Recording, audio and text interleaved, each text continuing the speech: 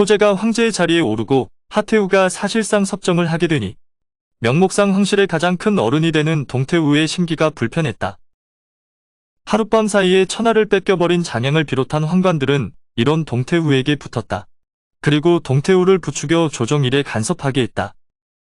그렇게 동태우가 가장 먼저 한 일이 황자협을 진류왕에 봉하여 견제 세력을 만들고 동증을 표기장군으로 불러들여 하진이 가지고 있는 병권의 일부를 넘겼다. 그리고 장양 무리를 다시 중상시의 자격으로 정사에 참여시켰다. 어느 날 하태우는 잔치를 벌이고 동태우를 초대했다. 술잔이 오고 가고 자리가 무르익었을 때 하태우가 동태우에게 공손히 말했다. 하태우 자신과 동태우는 조정일에서 물러나고 나라의 큰일은 대신과 원로들이 의논해서 처리하게 하자는 말이었다. 말투나 몸가짐은 한껏 공손해도 그 뜻에는 잠옷 위협까지 섞인 달램이었다. 하지만 이미 자신의 세상이 된 줄 잘못 알고 있는 동태우는 하태우의 말을 듣고 소리 높여 꾸짖었다.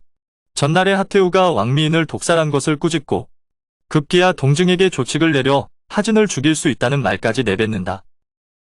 하태우가 다시 한번 좋게 말을 했지만 동태우는 하태우의 미천한 출신임을 내세우며 모욕했다.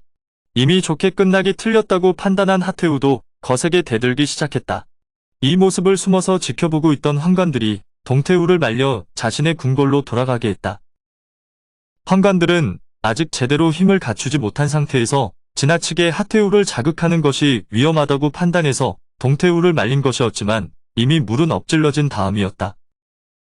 좋은 말로 해결하기 글렀다고 판단한 하태우는 그날 밤 하진을 불렀다. 동태우가 권하는 술을 마다하고 기어이 벌주를 마시겠다니 손을 써야겠다고 하진에게 말했다. 하태우에게 낮에 있었던 일에 대해 전해 들은 하진도 동태우 일족을 제거해야겠다고 생각했다.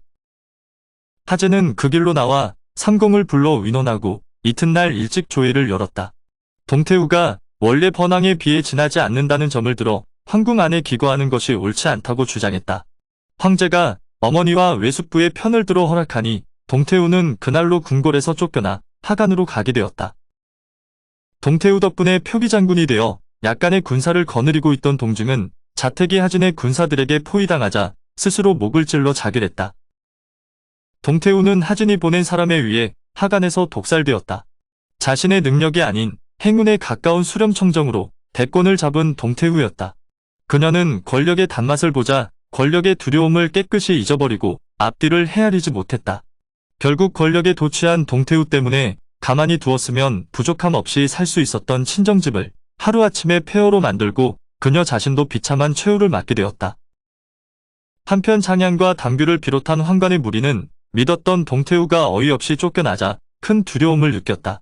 동태우를 부추긴 것이 자기들인 걸 들키면 살아날 길이 없을 것 같았기 때문이었다. 환관들은 하진의 아우 가운데 어리석은 주제에 욕심만 많은 함유란 자가 있다는 것과 사리분별을 제대로 하지 못하면서 딸인 하태우에게는 영향력이 큰 늙은 어머니가 있다는 것을 알았다. 환관들은 금은보화를 싸들고 그들을 찾아가 살려달라고 눈물로 애걸했다. 그들 모자는 환관들이 싸들고 온 금은보화를 보고 욕심이 났다.